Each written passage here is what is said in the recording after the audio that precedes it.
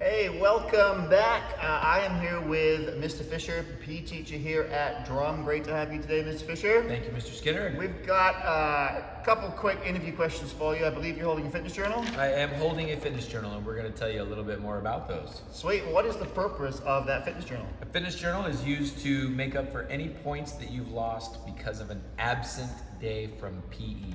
Even if you excuse? Even if you're excused, you have to make up the time that you missed in PE. Got it. So absences will affect my grade? Yep. Yes, absences will affect your grade. Temporarily, however, until you turn in the fitness journal, and then your grade will be bounced back up. Got it. Perfect. Are they required, and where can I get them? They are not required. Okay.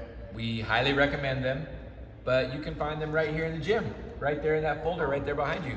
Perfect. Where can I learn more if I need to learn more? We have a website, Mr. Skinner. Ooh. Yeah. Sweet. In the link that's in the email that you receive this vlog in, there's a link to our website where our frequently asked questions can be found. Wicked. And it looks like the fitness journal's got some information on the back as well.